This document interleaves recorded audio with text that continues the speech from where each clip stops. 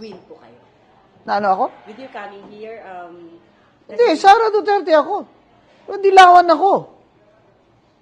Anti-Marcos ako. Pero Sara Duterte ako for president. Kung anong kulay isusuot niya sa kampanya, yun din ang susuot ko sa kampanya. Pero dilawan ako. Bakit niyo ako kukulayan? Mas may karapatan pa ako dito kaysa sa marami dyan na nagsasabi na kakamping sila eh. Bakit? Makyat ba kayo sa stage? Ang kampanya kay Lene? Ako, makyat, no? Ilang stage? Pinakyat ba kayo doon? Hindi, no? Ako lang kaya yung party list nominee na pinakyat doon. Oh, what does that mean? Diba? Sa akin naman. Huwag na kayong magkulay-kulay. Isipin nyo na nagugutom. Gugutom na mga Pilipino, kulay-kulay pa kayo. Yung mga ganyan na mga tao, makikitid lang ang mga utak niyan. Na, si Guanzon, dilawan yan, bakit yan nandito? Kagaya ng kanina ba? May nagganon-ganon sa akin na bakit yan nandito, dilawan ka man. Pastilan, eh. Naanapod ni. Ulaw ta sa Vice President, oy. There are really people like that, eh. You know what? All I can say is, you can call me whatever the fuck you like. Sara Duterte ako sa 2028. Nag-usap na po kayo ni VP. Hindi pa. Yung iba nga, tatakbong Vice President, siya Presidente, hindi rin niya alam eh.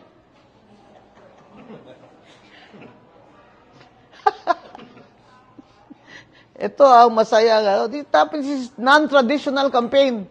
Social media. Well, as you know, I have an edge. I have TV shows. In Net25, a radio program in Radio Aguila, a TV show in SMNI. I have my own Facebook. I dance in my TikTok. Hawak ko ang kabit. Hawak ko ang kabit. I think the people, the DDS like me because number one, I'm Bisayan. Number two, I'm honest. Number three, totoong tao ako eh. Hindi ba ako mahal ko talaga. Alam mo, Carmi, kahilas ba? Totoo talaga akong tao. Yung mga kuwan-kuwan nila nga, matapobre yan, kaya kung di ka naka-Rolex, siya ganahan mo. Hindi, ikaw ang pinag-uusapan natin, si Lamas.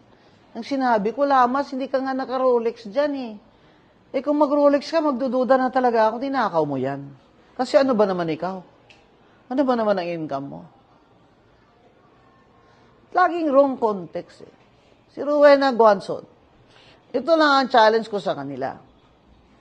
Sige ko nilag libak, sige ko nilag troll. Do they really think it affects me? Kalamira akong TikTok. Bawal ang kabit. Bawak ko ang kabit. Doesn't affect me. You know why? I have no ambition. Lahat na ng ambisyon na gustuhin siguro ng ibang tao, nakuha ko na, nagawa ko na, nakamit ko na lahat ng ambisyon ko. All I wanted was for my parents to have a long lives and God gave that to us. They died at 95. Lahat ng gusto kong gawin sa buhay ko, nagawa ko na. I am the only Filipino lawyer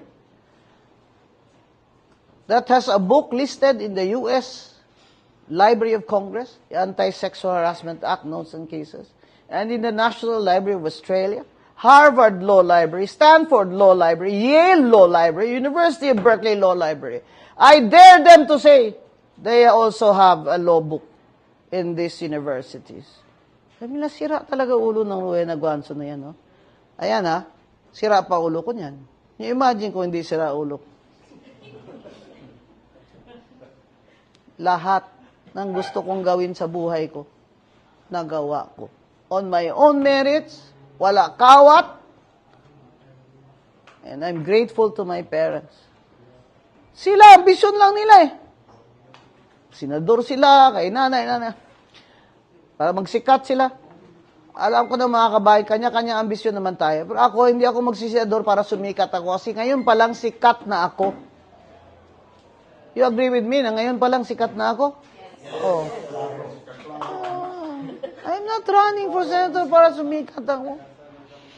Tulungan ko lang si BP Sara. Kasi pinagkakaisahan nila eh. Nakita ko, lo, ipulihan naman ni nila. Impeachment na naman. Ah. Attorney, good afternoon. I'm Ruth Palo Newsport. Attorney, do you intend to be part of the slate, senatorial slate of VP Sara? If she invites me, it would be my honor.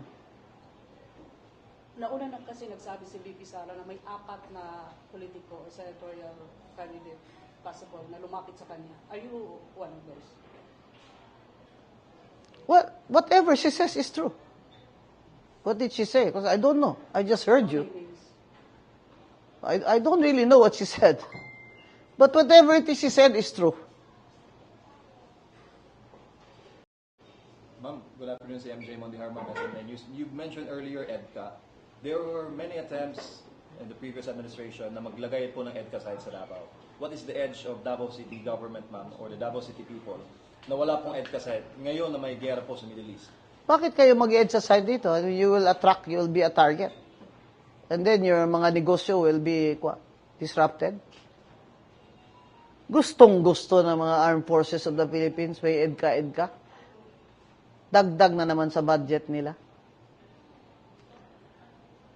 Alam nyo, matagal na tayong niloloko nitong BBM administration nito, pati military natin, hindi na natin maasahan. Pero mo sabihan tayo ni Browner, whose I think family is also from Negros, na ready na sila in case i-attack ng China ang Taiwan. Ready siya magpadala ng mga Pilipino doon. Ginoo ko. So may labot na to sa Taiwan, Bing. Padala man mo dito ang mga igsoon. Ikaw ra dito, General Browner. Samang ka. So may labot naman ilang gira. Diyos ko. O, bayaran tayo ng Taiwan. O, padala kami dyan ng soldiers. Ilang $1 billion. Mag-aid ka dito ang Japan. O, bigyan nyo kami. Aid. $100 billion in aid. O, bakit walang kapalit? O, tingnan mo kung ano, kapulpul ni BBM. Mag-accept siya ng EDCA. Mag-accept siya ng Japanese troops dito. Walang kapalit.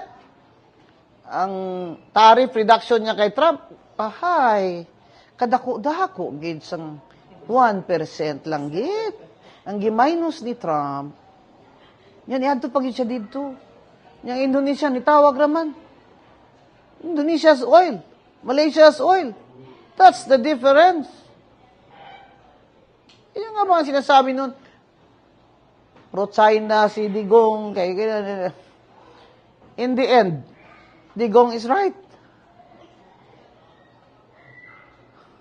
Attorney, you mentioned earlier na hindi alam ng gobyerno ang gagawin niya. How do you think will the Filipinos be if this goes on for months? We will all march to Malacanang and demand that he gives us food every day. Hindi na mabubuhay ang Pilipino. Ngayon pala nga, nag-strike na eh. LGU na naman ang kawawa. Kasi sabihin naman, LGU, maghatid na naman kayo ng bigas at sardinas sa bawat bahay. Saan naman eh? Wala naman silang pinapadala sa LGU. You still have jobs now. But how much is food? How much is electricity? How much is gasoline? Ako ngayon, somebody asked me for a meeting, you come to near my place of where I am now. Otherwise, di ako magka-meeting sa inyo. Driver ko, sweldo lang. Wala na trabaho. Gusto na nga pumasok eh. I can take care of myself. I can even drive. Yung ayaw na ayaw ko talaga dyan. Sabihin pa nila tayo na, hoy, mag-inot-inot ka mo kung sa Ilonggo pa bala. Kasabot mag-inot-inot. Hoy, mag-inot mo. Magtipid kayo. Ay, ang Pilipino ra ba? Gahi kay ta. Tay, kita na po'y tagaan sa obligasyon na ni atong gobyerno. When I'm in Davao, I feel very relaxed because I know hindi ako ma-pickpocket, hindi ako ma-hold up. Yeah, the food is good, affordable. You go to Manila, it's chaos. Ang parlor na favorite ko, na gamay na ko na nga parlor sa mga bayot. Magsira naman sila 4 o'clock. Kaya hadlok sila ma-hold up. Ganyan na ngayon sa Manila. Kaya ang sinasabi mo, pabain pa ito ng 6 months, patay na sa gutom. Attorney naman siya po ni PBBM nga nabalaka siya, grabing pangangamba kung dili daw, kung lahi na daw ang administration, di ba padayon yung legacy niya? Any comment? So may ligasiya. Unsa pa daw iyang ligasiya? O siya ningon, unsa iyang ligasiya? Wala.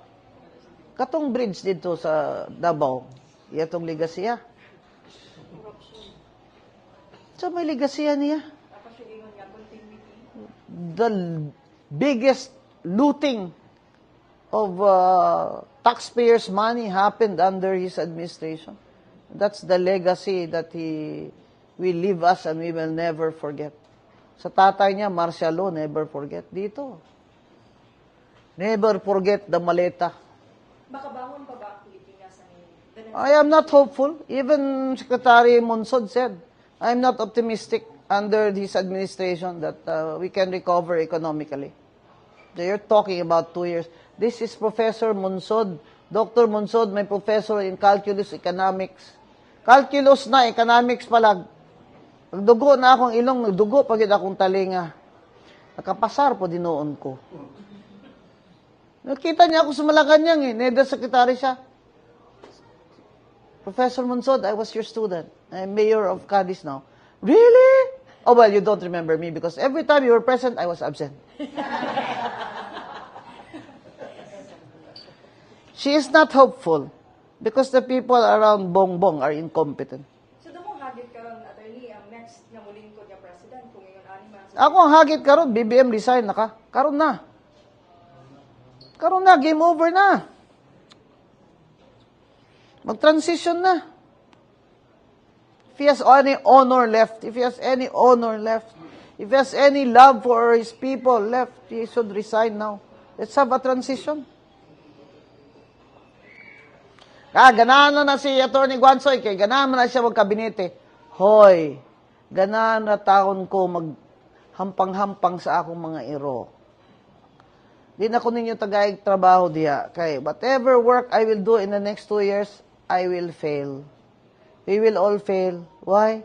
Because we have a deficit. Pero we will succeed. Kung take over ngayon si Sara Duterte, nga wala korupsyon. Ano ning mga gobyerno? Hindi na bala ka mo mag-aircon. Mag-aircon pa man mo, abrihin na ng tanan na. Tapos wala na travel kamo tanan. Why travel? Why aircon? Ambulansya lang ang dagan-lagan. By extraordinary expense, wala yung meeting funds. Sa una si Digong, kaon magsuman dito. Karon dilitson man sila. Sabi ko nga tayo, sasabihin niya mag-inot-inot, edi mag-inot-inot siya. Wala na tayong magawa nito. We have a crisis. We have a crisis. I suggest BBM resigns and prepare a transition government.